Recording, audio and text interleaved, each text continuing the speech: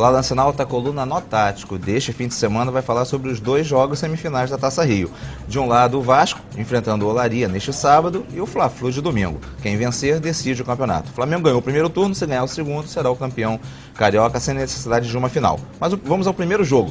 O Vasco contra o Olaria. Esses dois times se enfrentaram na última rodada, empate em 2-2 e agora voltam a se enfrentar. Vamos dar uma olhada no esquema tático, começando pelo Olaria. O curioso do time da Rua Bariri é que ele sempre repete a escalação. Na partida contra o Vasco, terminou 2-2, o Olaria teve uma formação e vai ser rigorosamente a mesma para essa partida de agora. A tendência é uma pequena alteração tática no Olaria. O Felipe, que é um jogador muito rápido, muito ágil, o time do Olaria é muito ágil, ele deve cair um pouco mais pelo flanco direito, enquanto o Renan, que é o jogador mais habilidoso da equipe, foi o melhor jogador em campo no empate contra o Vasco, ele deve cair um pouco mais para a esquerda. Essa tendência é tentar buscar as subidas dos laterais, tá? Os laterais do Vasco devem avançar um pouco mais dessa vez, e com isso, jogando dois meias que chegam rapidamente ao ataque, o Olaria pode ter maiores possibilidades. E o foco dessa situação do Olaria é justamente o seu jogador mais enfiado, que é o Valdir. O camisa 9, Valdir, costuma sair muito da área para a chegada tanto do Renan, para o arremate do Renan, que ele costuma chutar muito de fora da área, quanto para a entrada do Felipe. E nós vamos inclusive ver, numa jogada justamente contra o Vasco, como é que é o esquema do Olaria, um time muito rápido e que a movimentação dos jogadores faz muito com que a equipe adversária tenha dificuldade de fazer essa marcação. Foi assim que aconteceu no segundo gol do Olaria sobre o Vasco. Olha só, aqui uma jogada muito rápida. O Ivan pega pela direita, o Vasco tem a marcação, o Felipe está em cima.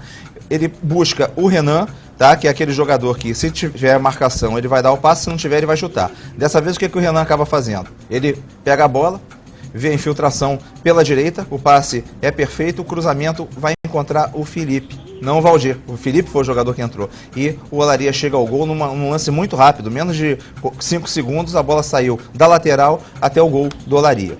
E assim, então, o que o Vasco tem que prestar muita atenção? Na velocidade do Olaria. Toca a bola, 2 passes muito rapidamente, chega ao gol até o ataque, até o gol adversário em menos de 5 segundos, com toques de bolas muito rápidos. Por quê? O Olaria é um time que tem uma certa deficiência técnica, quando for pegar o Vasco, por exemplo, e joga na velocidade para conseguir ter um diferencial para essa partida. Vamos ao Vasco. O Vasco tem 2 alterações. Na primeira, na lateral, o Ramon tá voltando, vai começar a jogar. O Ramon deve segurar um pouco mais o Ivan, tá? Isso é bastante importante. O Ivan, naquele lance do gol, ele começou a jogada, né? Veio pela direita aqui, deu aquele toque para o Renan chegar e iniciar toda a jogada. Então o Ivan deve ficar um pouco mais preso, já que tem a presença do Ramon. Isso é um diferencial bom para o Vasco. E o Eduardo Costa deve começar como volante principal, o que deve liberar um pouco mais o Felipe para chegar ao ataque. O importante no Vasco vai ser a sua dupla de ataque. O Vasco vai entrar com o Alessandro como o atacante mais enfiado dentro da área e vai ter o Éder Luiz. O Éder Luiz, ele vem fazendo um bom campeonato carioca, ele tem uma boa função caindo tanto pela direita quanto pela esquerda e ele não marca muito a sua posição. Ele sai para buscar o jogo, né? Ele vê qual é o melhor movimento tático do time adversário e ele acaba caindo nos setores onde ficam os maiores espaços. No caso, contra o Olaria, por exemplo, no último jogo, o Éder Luiz caiu muito pela esquerda. Nós vamos inclusive ver um lance que foi determinante para o Vasco não sair derrotado, que foi o gol que deu aquele empurrão para o Vasco partir para cima e conseguir chegar ao empate no último minuto. O Éder Luiz normalmente joga pela direita do ataque. Dessa vez ele preferiu buscar o jogo, porque fazendo contra-ataque contra o Olaria, normalmente o lateral Ivan é o que sai mais, o Éder Luiz então o que ele preferiu? Jogar pela esquerda. E foi pela esquerda que ele faz a jogada individual, ele é um jogador muito habilidoso, ele consegue sair da marcação dos jogadores principais. Uma coisa bastante importante, o lateral não está aqui, a marcação foi feita desde o início pelos zagueiros.